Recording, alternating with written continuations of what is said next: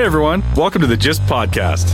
If you're tired of being comfortable and want to take on living life from the context of 100%, fuck yeah! Join us each week as we share lessons we're experiencing in this crazy game called life. We invite you to play along and get your shit together. Take responsibility for how your life is currently going, and at the same time, take on new, fun, and sometimes crazy shit. We promise to challenge your thinking by being vulnerable, authentic, and straight up with what we're dealing with, what doesn't work, and what can.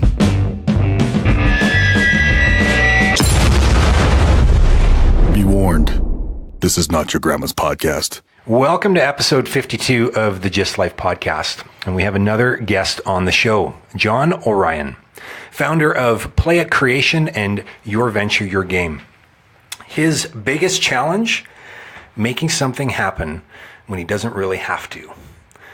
Now, I don't know if anybody else can relate to that statement. I sure can relate to that statement. He has a mission, though, and his mission is to spread a very important message, that we are all here to play and create. You heard right. You're here, those who are listening, to play and create cool shit. This message... This is my interpretation of it. This message is indeed for everyone, and he's talking to you boomers out there specifically. Yes, I'm talking to you who rejected and redefined traditional values, you who some considered the wealthiest, most active, and most physically fit generation ever, you who were the most optimistic that the world would improve with time, you who experienced the events like Beatlemania and Woodstock, organized rallies against the Vietnam War, and bought the world a Coke. You who were the first to grow up with television. You who effectively brought mass consumerism into existence. Don't know how I feel about that one. Yeah, we'll go back there maybe. And brought many babies into the world. You've worked hard and still do. And it's time to change that narrative again. So welcome, John. Thank you. Yeah. Happy to be here. So you guys can just ask me questions. I'm imagining that's how this will go, rather than I start talking. I'm not a slam guy, so... That word is beaten up a lot. You don't got to slam.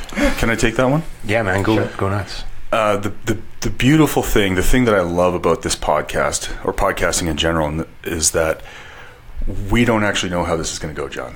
That's perfect. And we totally just get to create it right now in play. Yeah. So it's going to be awesome. So Play at Creation started off actually as a message to be spread, because I had a couple of realizations, which we'll get into, that's why we're here, is simply to play and to create. When I was getting ready to retire, I knew that I would have to come back to work to pay my way in retirement. I don't have I don't have a fancy pension from the government or education, or I worked at many different companies. So right now I have CPP and OAS. But I knew I would have to come back, and so I retired just before I turned 60, with the idea that I'll take a couple of years off and then come back. And I had two possibilities. One of them was Play at Creation, which was a name that came to me a few years earlier. And the other one was a project management e-mentorship thing. Project management for all my career. So I thought I would be helping organizations that don't have headcount for their dedicated project manager to do this. However, I realized I could only do one. I should only do one. And it You was only more, wanted to do one. No, I realized that I should focus on just one to do it well. So you liked both, and you were excited about both? Well, the project management e-mentorship was the one that was going to make money. The Play at Creation was a message. It started off as a blog. But it was much more important to spread that message. So I said, okay, fine. I'll do Play at Creation. This is beautiful, man. This is so great. Because, okay, I want to just go back, because David's like, there's two things. You really just wanted one. You said no. But I just find this super interesting, because like what I'm actually hearing is yes. Because over here, this is great. You can make money. But the way that you lit up, the way, like nobody can see this, where it's audio, the hand gestures, the mannerisms, you even looked up to the sky like it's a voice. It's the burning bush. There's something saying, no, you got to go over here. This is what you're up to, right? Actually, it's but beautiful. you have a choice, right? No, you do absolutely you have can a choice. say, well, I'm going to do that. But we know what sleeping's like on this side. Right? Yes. So I said, okay, fine. I have no idea how I'm going to make money at Play at Creation, but that's the thing we should do. So let's go. Let's do it. So I started off Play at Creation. The idea always was that I would reach out to boomers who are about to or recently retired, recently retired, and encourage us to start ventures because of the circumstance that I was in, right? Knowing that my savings and investments are not going to last as long as I will. I tell everybody, if you're 60, 65, you're going to live to 100. There's a lot of stuff about to break over the next 10, 15 years. So I said, okay, you need to create a venture to pay your way in retirement. So I went out before I kicked things off and I interviewed a bunch of my peers and some other people to see if, this is what they need. And I was surprised that this need to earn money dropped down to the bottom of the list. Now, most of my peers coming out of oil and gas, they were well set up. What rose to the top was to do something meaningful. Other things were to have joyful experiences, to rebuild your identity, because when you leave work, a big chunk of your identity is lost. Men typically will identify themselves by what they do. Absolutely. So, Play at Creation and this creation of ventures ended up being more about doing something meaningful, staying healthy, doing healthy stuff, healthy activity, having joyful experiences, identify create a new identity, for yourself, and also do something that's going to give you some ongoing income. Always at the bottom. So the ongoing income, it could be like 25, 30. It was a bonus, though, for most people. It is a bonus for most people, but there are a lot of people who have to have that. Yeah. There are a lot of people who will continue to work because... But they will not compromise anything else. It sounds like what I hear is they're not willing to compromise maybe what they had compromised before for that well-being, for that lifestyle piece. Now we get a chance, and an image I've tried to share with people is when you open that door, call it retirement. I took to calling it rejuvenation, because you've paid your way through life internship. You've paid off your house, your kids are raised. Now and you're free. You can do whatever you want. It's like opening this door and you're on this great big field of possibilities. Totally. What do you want to do? So anyway, I want to do that way sooner. That's what I want to do. And people are starting to find ways to do that. Absolutely. Okay. So I thought I would be doing Your Venture, Your Game, which was the workshop series we created to have people examine what was going to make them happy, design a venture around those experiences that they want to have, and then create it. When we ran it a couple of times last year, and the promise was you're going to have a venture that's going to give you what you want, but we tried to do it in 3 months, which is totally inadequate. That's pretty lofty. well, we usually love to put really intense timelines on things. Well, and then, on the most meaningful things. I have no idea how this is going to work. Right? See, isn't that the thing though? It's like let's put a 3-month timeline on this thing that we have no idea how it works or what it does. We're gonna have it figured out in 3 months, man. I got this. We got this. It's great, dude. It's awesome. So the next iteration. How human of you, John. I'm a project manager, though. I should know better. Yeah, right. You should know better. Dude, that nailed down. That's great. So the next iteration of Your Venture, Your Game is being done with Call. And we'll start in January this time and finish in December. Okay, so we're going to have a full quarter to have people figure out what is it that's going to make you happy going forward. What do you want to experience? You can choose whatever you want. Second quarter is, okay, let's design a venture that's going to give you those experiences. And then the second half is, okay, let's make it real now. So come December next year, I'll have people talking about where they started from, what experiences they want to have, and now what have they created. Wow, that is so cool. Is there is there like an initiation? Like, how do you get into the club? Yeah. Pay you $50 to call, and So it's not like a gang beat-in like you'd see in East LA? Nothing. no. Although I do call it. Get jumped in. Like, well, I'm just saying. You said initiation.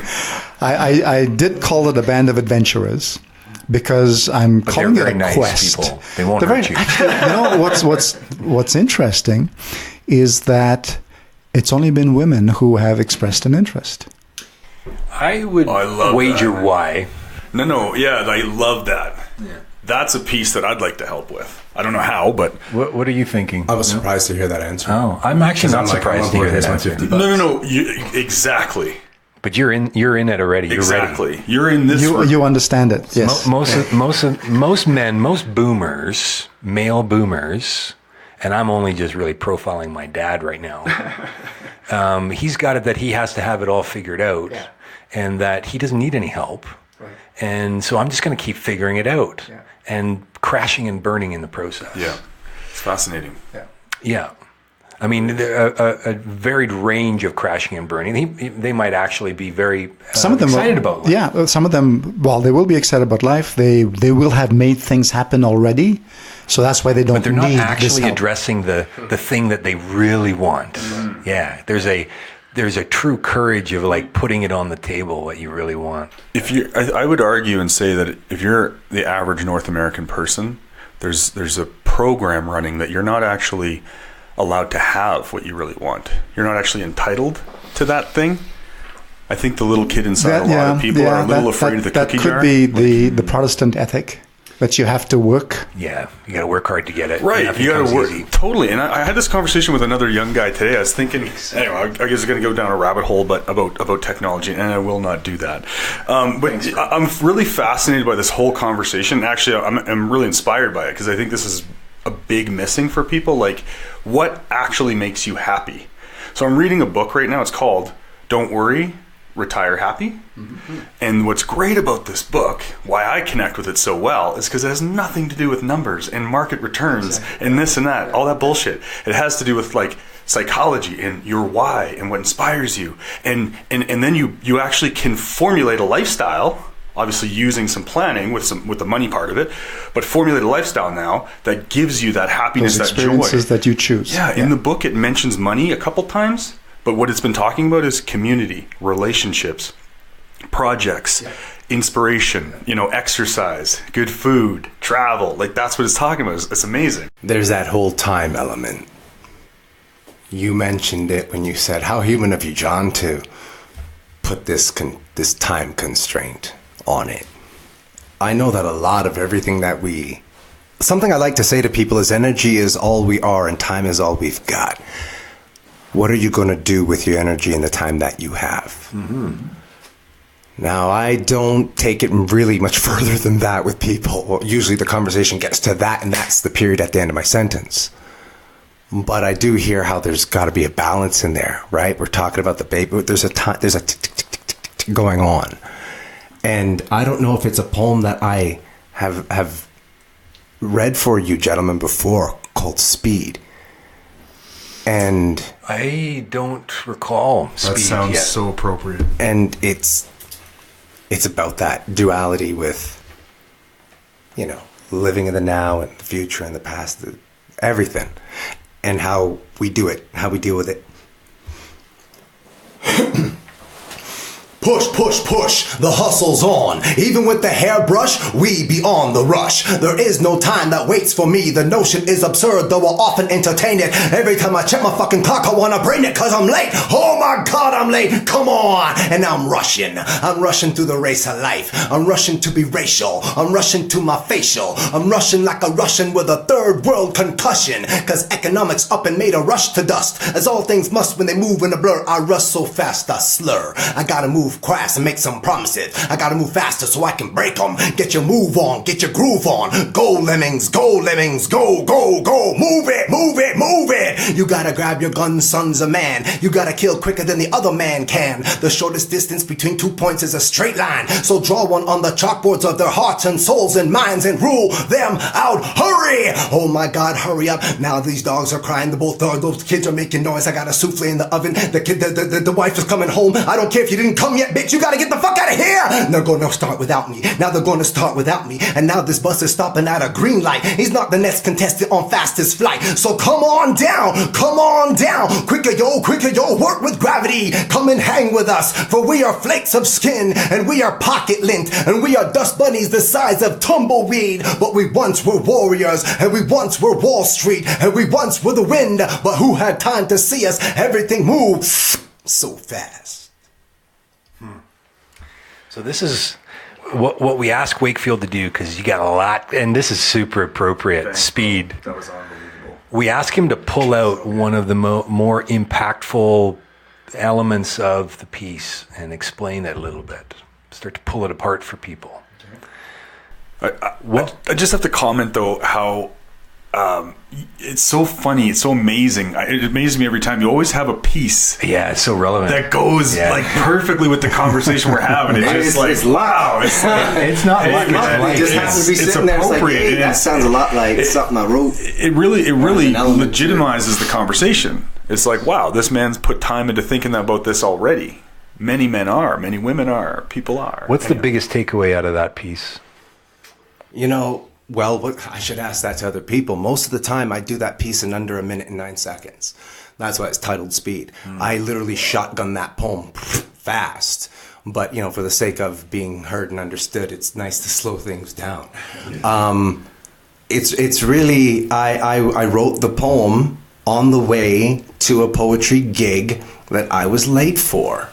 I was going down Bathurst Street, and the bus did stop at a green light because he was ahead of his schedule. So they stop at green lights to catch the time up to them so they're not ahead. So the whole way from Bathurst and Shepherd, which is where I was living at the time, down to, I forget what the gig was at, but it had to be at Bathurst and Spadina, Queen, around there. I remember being at college. It was at college, and right across the street was, I can't remember the name of the bar. I can't remember the name of the bar right now. Sneaky Pete's. No one knows these references, by the way. Yes. Everyone from Toronto, if you're listening, they remember. That's all irrelevant. I'm sorry. I digress. I was in a hurry. I had to get to this gig. I was on the mic. I was late. Yeah. It happens far too often. And a lot of times it's not your fault. It's just the way things are. Transit, accidents, screws fall out of place, doors slam on hands, whatever. But it just had me really anxious to be the featured performer and being late. Yeah. That's what it was. As a project manager, I used to live that, because you set dates, live and breathe it, and man. if I've set a date, we're gonna meet that date no matter what. Nowadays, in fact, even coming here today, it was, how long is it going to take? I have no idea. Okay, I'll allow an hour. And in fact, I got you like 2 minutes ahead. But all through it, I was relaxed. Mm-hmm. If I don't get there in time, no big deal. And it's a different mindset that I've adopted in this last little while, which we may have time. You guys talked about a half an hour. We probably have finished the half hour already. Well, from when we actually introduced the podcast, we're actually only 20 minutes. Oh, okay. Well, we've got another 40 minutes to go. So John, And it could very easily be a two-part series where we just break it down. because this might be who knows. You might have this all figured out, or this could be something to do some digging on. But you put a lot of time into making this really detailed, and I can feel the energy behind it. But what was the switch for you? Like, what's the why behind what you're doing? Because at first it started out as, hey, how am I going to supplement my retirement? Now that's like the furthest thing from the list, but it's going to be likely a result. So what's the driver there? So now we're getting into the real conversation. That's what I'm talking about. So I had a couple of realizations. One was a long time forming. And then the other one came very quickly. So I'll talk about the first one first. From when I was in high school, I read a lot of stories about near-death experiences. Mm-hmm. So much so that I said, okay, well, I accepted it. I believed it. When my wife was dying of cancer back in 2001, I used this to try and ease her passage over. I said, when you go over, You're going to be met by your mom, who had already died, my dad, who's already gone, and that's how it's going to be. That's what death is going to be for you.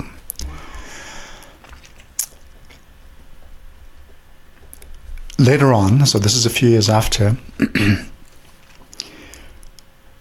I asked the question to myself, what if all these stories, all these experiences that have been described, is the way things really work for us? Okay? Say that one more time. What if these experiences that have been described really is the way things work? Just like in physics, you heat up water, it gets to a certain temperature, it becomes gas. Right. What if when our bodies die, the consciousness goes on, which is millions of people have had this experience. Okay, so so first question, what if that is the way things are? Okay, fine. So if what they described is the way things really are, not for the near death. Near death is you get there and you're told, go back, you're not done yet. But in that journey, they feel unconditional love, warmth, everything is more vibrant, you know the answers to all the questions. You're getting back home. That's great. This is really deep, man. I love this. Now, if it's so great back home, this is the second question. Why do we come back? And the answer to that question came very quickly. It's to play. There's nobody to save, no lessons to learn. You know the answers to all the questions when you're back home anyway. So why would you come back? I've heard that a few places. Yeah. That this is the opportunity to try something, Right. do something. We've got everything. It's all here. Yeah, and you come back. Actually, I've. So the image here is what we see of each other. These are the avatars. Okay. You come back as a spark of consciousness. I'll talk about that in a second. And you use this avatar. So in video games now, when you are playing these massive games, you can create your avatar to play in the game, right? And you give it I'm X a gamer. amount of I'm strength. aware. Yes. Okay. And Yeah, you give it I magic, and you give it shields and whatever else. It's brilliant. I love it. Okay. All of it. And so that's at this level. You, as the controller of that avatar, are having fun playing that game. Now, back off to the next level, which is the earth. Okay? And consciousness here playing as you and you and you and me. Okay? Wow. And when the body dies, consciousness, which has been experiencing limitation, and that's the game. Every game. There's parameters of the game to play. But every game that we create, we invent, involves overcoming a limitation, whether it's climbing a mountain, whether it's playing rugby, where we invent some rules and then a bunch of guys get together and play. Fighting big monsters. And creating big monsters. And to fight. it's always, when you're in the midst of the game, is when you're most fully alive. Yes, Right? indeed. When you climb a mountain, I'm not a climber, but I can imagine that you get to the top, you're euphoric about reaching the top, Yeah. but It's fleeting. exactly. Yeah. Well, I've heard that. I've heard runner's high is a real thing. I've never experienced it. Yeah, that is. But- That's physical. Right, but that's a perfect example. You don't get winner's high. You get runner's high. You don't get completion high. You get runner's high. You right? get the completion high, but Yeah, it's but- momentary, because the very first Right. question that comes is, what's next? Yeah. What's the next marathon? Exactly. That's really interesting. Go ahead, Wakefield. There's this thing I call PPD, post-performance depression. And in the first few years, your effort and your reputation, these are them. If you're like me and you work at this, go, whew, there goes your effort. This is your reputation, right? It's like this turtle. And it's when it gets to The first time you walk in a place and someone goes, I've heard about you, that's when your reputation has met you. It's met your effort. The first time you walk into a place and someone goes, hey man, I heard about, that's when you know that your effort and reputation have just synced for the first time. But the thing is, when you're on the stage, it really doesn't matter about your reputation or your effort. When you've got the mic, especially when you're a featured performer, that's it. The world's here. Coming off the mic, you're in the crowd, you're around the people, it's buzz, buzz, buzz, buzz, buzz, buzz, buzz. One by one, people leave you. And now you're just left with what's next. Yeah. And I had big crashes at the beginning. Wow. It wasn't a bad thing, it was a learning thing. What did you call it again? PPD, post-performance depression. Post-performance depression. I'd come off of that mic and literally bring me the Hulk, tear him to pieces. You know, I was feeling good, not all ego, feeling great, Yeah. better than I've ever had, because poetry has saved my life. So it was the best I could feel, definitely. And it would last, and the people would be there, and other poets hit the mic, and I feel good about them, and it's all buzzing around. And then people leave you, and you're the only one with that vibe left, and it's not easy to keep up all by yourself, The right? way you break that You down, feel it. man, that I can is... so relate to I it. still so get relate. it once in a while, but I can recover very quickly, and I know what it is, and I don't let my head... Because you can spiral into that, and I did a few times. I'm like, I just fucking killed it. What the fuck is wrong? I wasn't, you know? Fleeting. Yeah, man. I called it PPD. Wow. Climb the mountain, get up there, and... Looking down, being like, damn, I got to go down there? If I want to feel this up again... Yeah. Yeah, you got to do it over again. But in the climbing of that, It's all in the when you are on the side of that mountain, you better be 110% there, because if not, you're going to fall. Yep. And that's when you feel most alive. I've used this example of a rugby game we were watching. This was France playing England in the World Cup. I think it was like 2007. Go France. Yeah, Les Bleus. And so they had finished. France lost, and Chabal. Do you know Chabal? By name, not but- not up on it.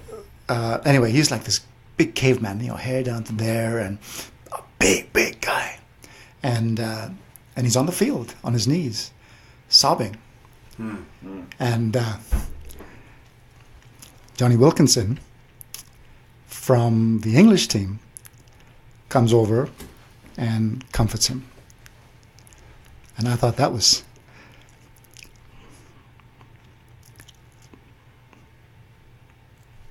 so good, because those are the feelings we're meant to have as people. Yeah, absolutely. So you're really impacted by that. I can see it. What is it about that has it so present for you? That moment. It's the only thing we take with us when we cross over. It's the relationships. It's what we've done with each other, to each other. I mean, that is love. I mean, these are competitors 100%. at the top of the world, but can take time to comfort each other. Console one another. Yeah. Can I drop something in here, fellas? I just think this is so appropriate. Man, I am so moved. But I got to say, disagreements. So this is what's going on in the world. I had this conversation with somebody today.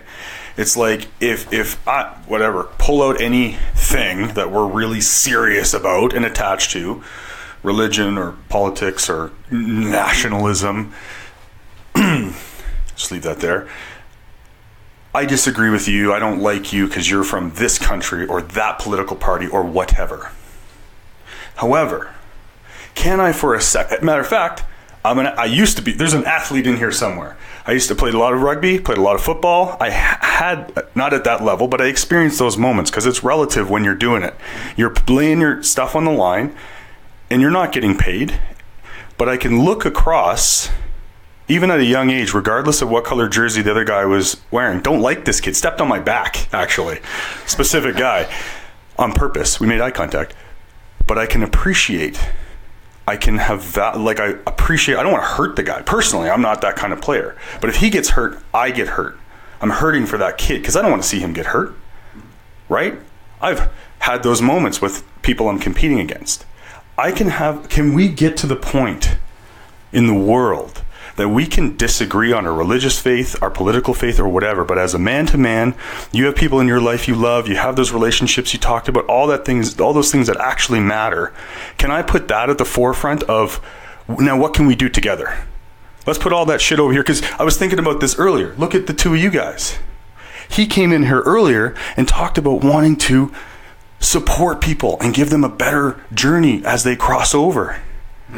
It's amazing. And then what did you say? Oh, this is a good place for you to be. Wait till you hear what happened. And then you came out with that, and it's just like, fuck, man, week after week after week, people who are cut from different cloths or different worlds, different everything, come into this room. We have these conversations, and these amazing, profound things like this happen. These connections, the relatability, right? What I'm saying is, you and I can be friends, and there's probably 20 plus years between us. The likelihood of us being friends without creating a community, without creating a platform for us to connect, without starting a conversation, it's never going to happen. And actually getting to the heart of what matters to you. So here's what's really interesting. When I ask for people's bios, I get a resume. Yeah. Because as you said before, we identify by what we do. That's awesome, John. I know what you do now, and I don't care. I really don't. And what I do care about are the segue follow-up questions. What were your challenges? What were your wins? What do you want people to know about you? And when people are given the opportunity to answer those questions, it's a wide spectrum. Either they're eager and they dig in, and John gave me a PDF, for fuck's sakes. Most people can just grapple a paragraph, right? There is so much more that I can now share if I allow myself and answer those questions. And that's what we all really want. We want to get to know one another, truly get to know one another, and get out of this facade of looking good and got my shit together. You know what I mean? I mean, it's ironic that that it's the just life, get your shit together. There is a double play there. Yeah. Because it's actually not about. It's not about getting your shit together the way society would have you say you need to get your shit together. It's not about that. It's about this. It's about owning your shit, really. Yeah, and who you are and what you're up to. Vern has been grappling with this stuff. We all are in one way or another. Shall we go a bit deeper? You got the mic, my friend. Okay. A couple of years ago, do you guys know Frank Moffat? Know the name Frank Moffat? Rings a bell, but He was the father of the Moffats. that's why it rings a bell. So anyway, I talked to him one time, and I was trying to explain some of the things that I wanted to do and play at creation. He didn't understand what I was saying. But he said, anyway, he says, John, figure out how you're going to tell people about this, because I want to put you on stage. So this was in February 2016. We were talking. June, I was going to get up on stage and talk. Did you? So I did. Nice. I did. I didn't figure out things until the 2 weeks before. I went through many different. Funny how that goes. I wonder why that is. Anyway, one of the things I wanted to create for people was the realization of how tiny we are. So I was watching, actually in preparing for this stuff, I came across a documentary about Stephen Hawking. And he had a couple of his student groups answer a couple of questions. One of them was, how large is the universe? So this would have been done like in 2015, 2014. And given the technology at that time, which is about the same as now, the universe is 200 billion galaxies. I can't even fathom that number. I heard 200 and the rest is kind of like a whole 200 billion galaxies. Now, each galaxy has 200 to 400 billion stars. We cannot We cannot And the magnitude of the hold that. stars and the planets, they're like... How many? Let's just average one planet per star. But we know there's not just one satellite. There's several satellites per star. Yeah, Anyway, it is the, crazy. the juxtaposition was that size, and then one Earth. And you are playing on Earth. So what are you going to do with this time? But take it even further. There was. Have you heard of the pale blue dot? Yes. Okay. So Carl Sagan did a little bit of an essay on this image of one of the satellites going out, turned around, took a picture of the Earth, and it's just a dust mote. It looks like it's in a ray of sunlight, but it's not actually a ray of sunlight. But anyway, so it's that little mote, and so Carl Sagan talked about everything that we've done, everything that's happened. Alexander the Great to the guy who's got no legs, whatever, has happened on this little mote of dust. Now, so I created that. And then the question came after, why? Why is there a universe? Not how. The much more important questions are, Great timing there. why? Why is there a universe? So I said, and this is the answer that came very quickly. And again, it starts with another supposition. Suppose consciousness is. Before the universe was, consciousness is. But consciousness, being omnipotent, omnipresent, being everything that is, All at once, all the time. gets bored. Imagine a little 2-year-old, right? Gets bored. Now, so consciousness goes, I want to have some fun. What'll I do? I know. I'll create a game board, and I'll go into the game board and play. Consciousness cannot experience limitation. How do you do that? Well, you create a game and go into it. Go into it as you and you and you and me. So we are, the way I see us, we are each a spark of that ocean of consciousness, here simply to play, to experience limitation. To experience limitation. Yeah. Yeah. Which is one thing that consciousness cannot do on where it is. And that's the reason the stories about near-death experiences are all the same, about experiencing unconditional love, because when you cross over, you're going back to who you really are. You're going back to consciousness. I have never heard any theory broken down, like about, consciousness or man or where you go out in the afterlife. I don't know where you got that from, but I've never heard anything. First of all, makes so much goddamn sense. Pardon my reference. That is amazing. That makes so much sense to me. And I'm like, wow, I'm ready to follow you at the Church of John. Let's do this. The Buddha said, if you meet the Buddha on the road, kill him. No, that was. Well, sorry. Did you say the Buddha said if you meet the Buddha on the road, kill him? I don't know where I read this, but it's out there someplace. Yeah. Because you are consciousness, and you can speak with the big I consciousness, or the little I John. This is the game. Absolutely.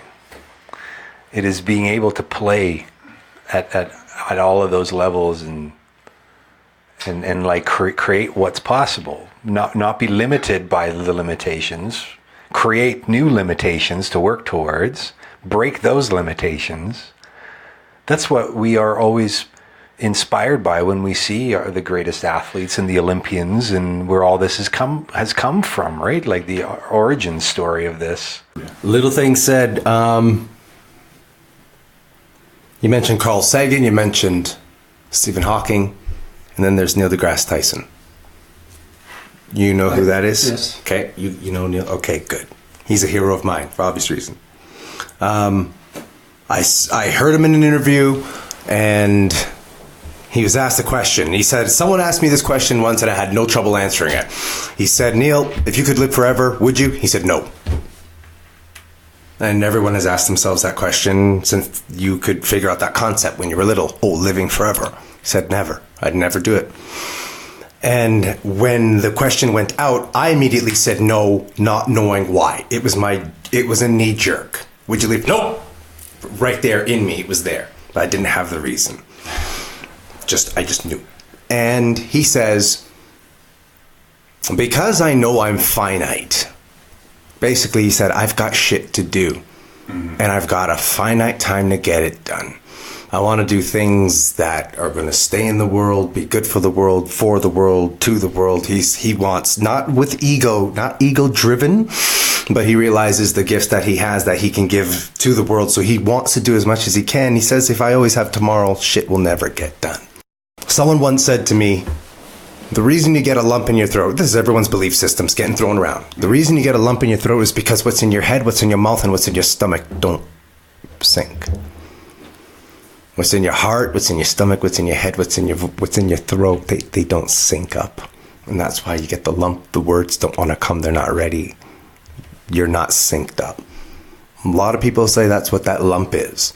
It is there because literally this is not synced to spill. Another thing that came up, and I can't remember it, and I say I can't, and all of a sudden it'll be there. But not this time. But those were the two things. Those are the two things. I love how you're walking us through that whole that did process. pop up. Yeah. Oh, that's really great. I had no idea. This is why this. I know. Okay, go. I'm sorry. Awesome, John. You talked about those players on the field. I'm a martial artist. I'm pretty good, and I studied under Grandmaster George Lepin in Toronto, and he's Cree. So because he is so high in the Taekwondo world and with the World Martial Arts Union, he had the opportunity as an indigenous man to design his own martial art, because a martial art is only national to the country that designs it. 30 million plus people study international Taekwondo and World Taekwondo, but its origin is Korea, South Korea. So Canada does not have a national martial art. Little do Canadians know, yes, we do. And it's called Okichita. And because I was so good learning under Taekwondo, he taught it to me. He taught 10 of us. And then 10 of us got to go to South Korea for the 7th Jeongju International Martial Arts Festival. And there's 32 countries. The best fighters on those teams got to go. This is Canada's first time there. We're with 31 other teams, and I'm referencing to your story about the men on the field showing compassion and crying and being vulnerable. 32 countries worth of fighters representing their country. There's a lot of ego out there. There's a lot of id out there. It's all out there. These are fighters. We're all fighters. You should have seen how many of us cried at the end of 2 weeks when we had to leave each other. Mm-hmm. Because most of us couldn't speak to each other. We couldn't even speak each other's languages. We had to communicate somehow to teach. We had hand-to-hand combat demos with each other. Them using their stuff on us, using our stuff on them, and them teaching us and us teaching them. It's fighting. It's hands-on people you don't know and will never see again. And we can hurt each other. And it was all like how you said in the last 2 days. There's nothing but warriors weeping everywhere. Everywhere. Okay, so we're going to wrap it up. Yeah, I think that's a good idea. Because we could talk about this like we could talk about any of our episodes forever. I am leaving with something so rich today.